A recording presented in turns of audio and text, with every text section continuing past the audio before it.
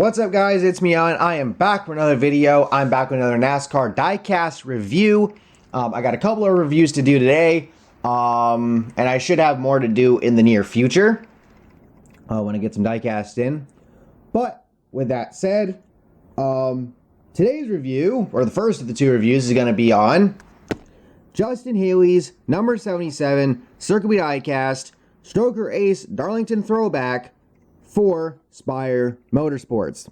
And regarding the Corey LaJoie throwback, Stroker Ace throwback that he did last year, I am planning on getting that diecast. Actually, I've already gotten it. It's just on its way. But with that said, make sure to drop a like on the video, subscribe to the channel, and turn on post notifications so you don't miss out on future uploads. And of course, make sure to use code ANJJ for free shipping on orders of $30 or more at Circuit Diecast. Excuse me. And let's go ahead and let's jump into this review.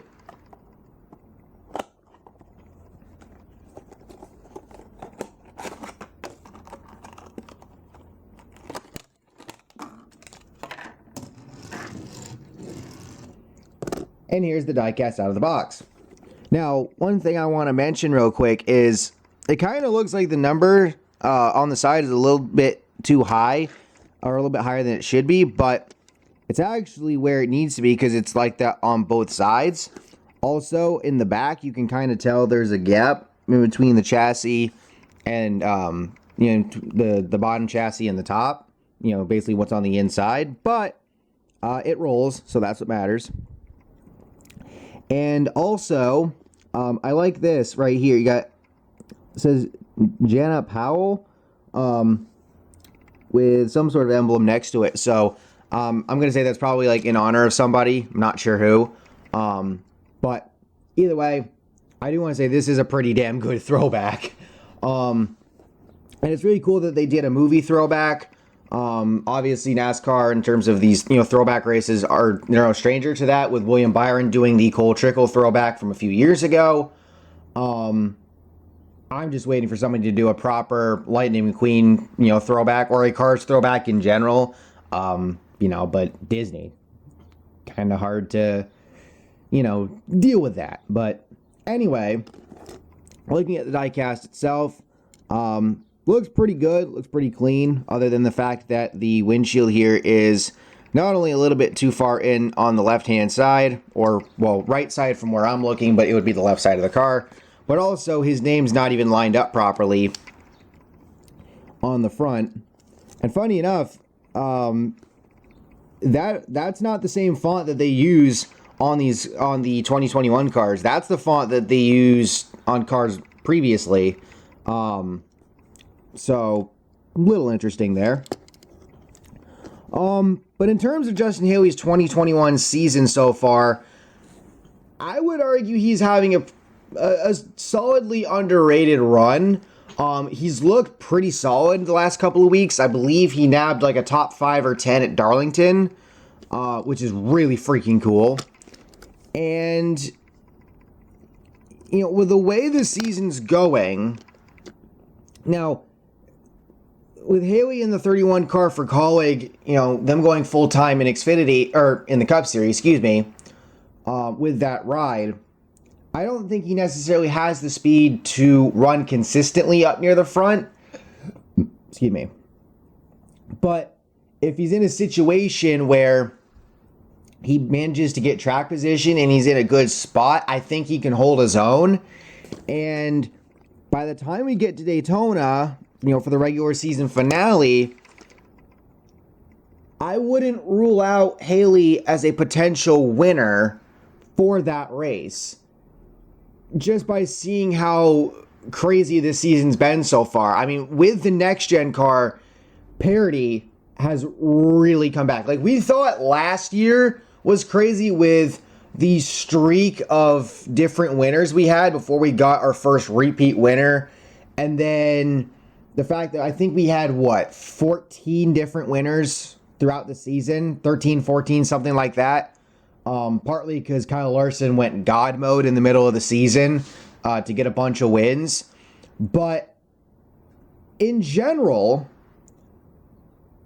like, Ross Chastain and William Byron both have 2 wins apiece. Who saw that coming? Denny Hamlin, he has his win from Richmond, but he's had an abysmal season otherwise. And that win is the only thing that's really helping him, because if he doesn't win Richmond, he's not even in the playoffs right now. He's, I think, like outside the top 20. Now, you have to be inside the top 30 to make the playoffs, especially if you have a win. But regardless, it just shows how insane his season's been, for all the wrong reasons. And then, you look at some of the other guys who have won, like Austin Cindric wins the opener at Daytona. Again, Chastain's had a couple of wins. Briscoe got a win earlier in the season. This is shaping up to be, as we head into the second half of the regular season, one of the craziest playoff races we've seen in terms of just getting there. With like 11 winners already, there's a feasible argument to be made that we could reach 16 different winners, maybe more. Okay?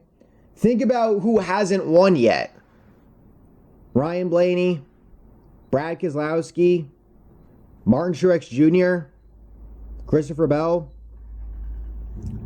And then there's always a chance for more surprise winners. Daniel Suarez, Bubba Wallace. I mean, he would have finished. Bubba Wallace would have finished, top 5, maybe even top 3 this past week at Kansas, had his pit crew not fucked the ball on pit road twice in one day again. Seriously, how does he have so much luck with his pit crew? Like, I don't even understand.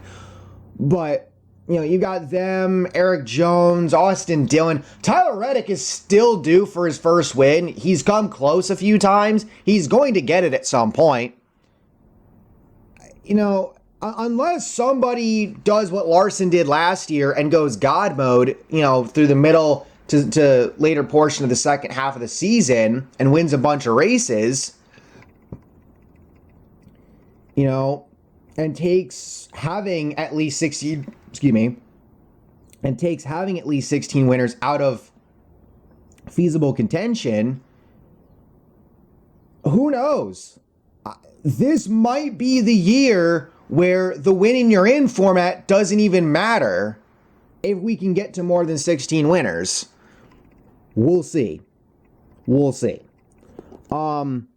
But like I said before, I like this throwback. I think it's a really neat throwback idea. It was executed really well. And yeah. So with all that being said, make sure to, once again, drop a like on the video, subscribe to the channel, turn on post notifications so you don't miss out on future uploads. And I'll catch y'all next time. Peace.